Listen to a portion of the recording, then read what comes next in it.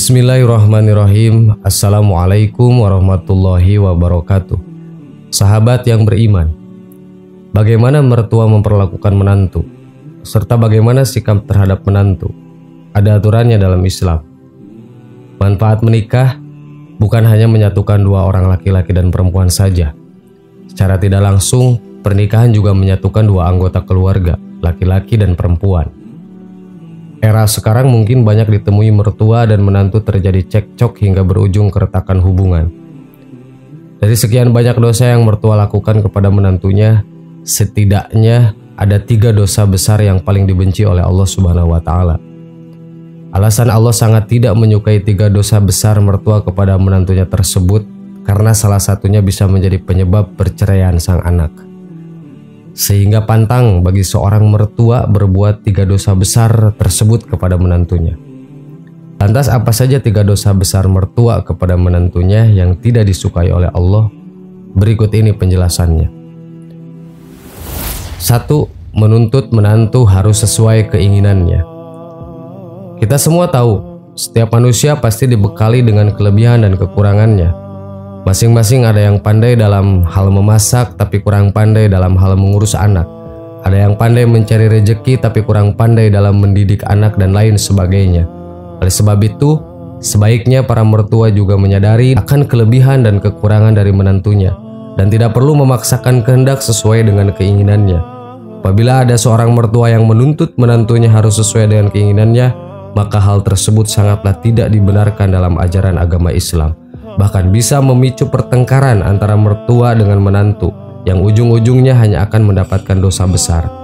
Pesan untuk para mertua dalam hal ini, daripada hanya bisa menuntut, alangkah lebih baiknya jika para mertua mendoakan yang terbaik untuk anak dan menantunya supaya tercipta keluarga yang sakinah ke depannya.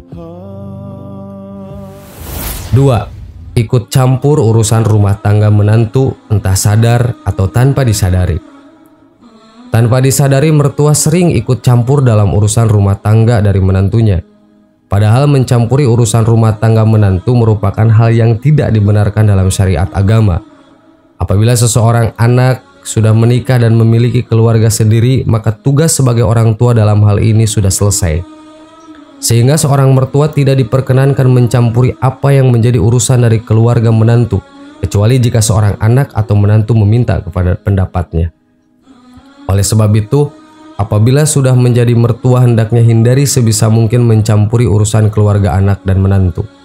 Boleh-boleh saja mengawasi atau mengarahkan, akan tetapi seperlunya saja.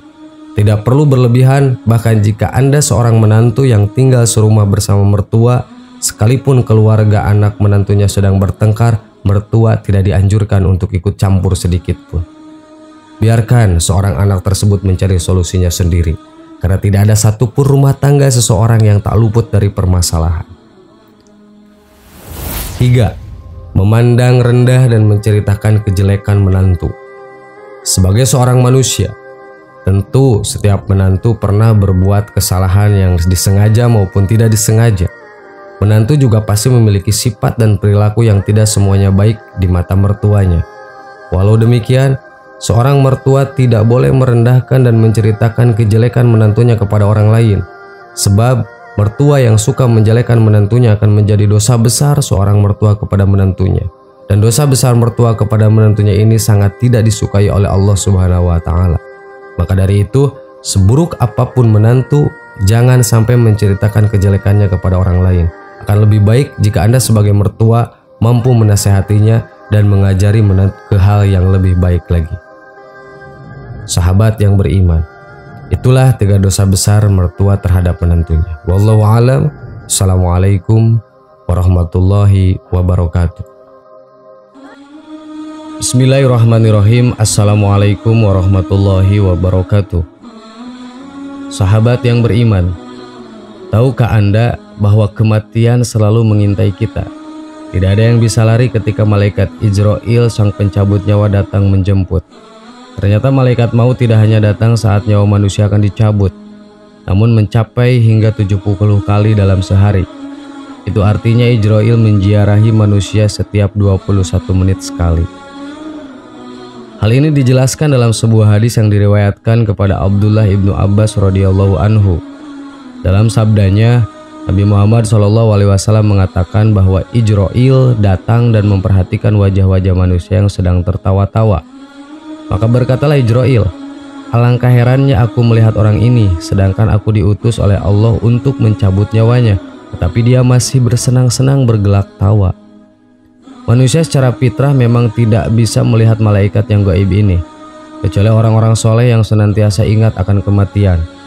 Golongan ini tidak lalai dan selalu sadar terhadap kehadiran malaikat maut, karena mereka selalu memperhatikan hadis-hadis Rasulullah yang menjelaskan mengenai perkara-perkara gaib, terutama perihal kematian dan hubungannya dengan malaikat maut.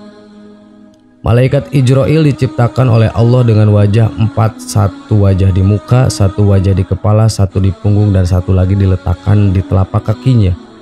Malaikat Ijroil diberikan kemampuan luar biasa oleh Allah sehingga dari ufuk barat hingga timur bisa dijangkaunya dengan mudah. Ijroil memiliki 4.000 sayap dan 70.000 kaki.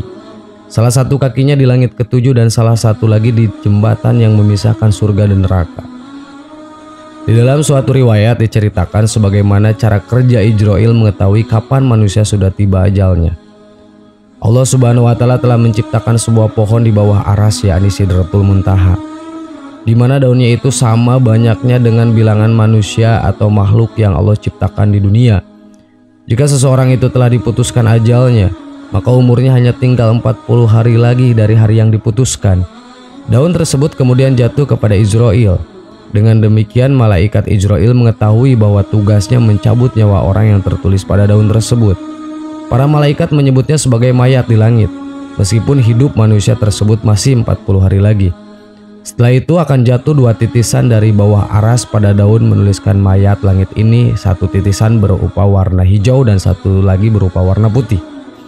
Jika titisan yang berwarna hijau, maka alamatnya celakalah dia dalam menempuh ajalnya.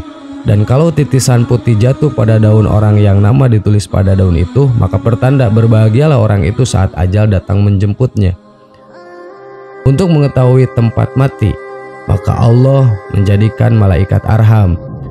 Apabila Allah mencipta sesuatu kelahiran, dia diperintahkan malaikat arham tersebut masuk ke dalam sperma yang berada dalam rahim ibu, dengan debu bumi yang akan diketahui di mana ia akan mati.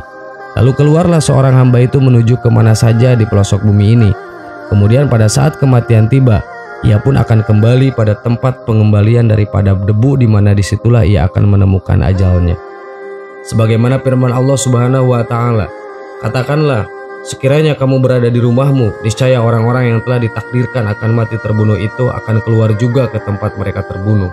Quran Surat Ali Imran ayat 154. Sahabat yang beriman, begitu tertib tata cara kerja Allah yang mungkin tidak akan bisa diterima oleh nalar manusia. Wallahu a'lam bishawab. Semoga kita termasuk golongan orang-orang yang selalu mengingat kematian, dan ketika malaikat maut menjenguk kita untuk berakhir kalinya, kita berada dalam keadaan husnul khotimah. Amin. Wallahu a'lam. Wassalamualaikum warahmatullahi wabarakatuh.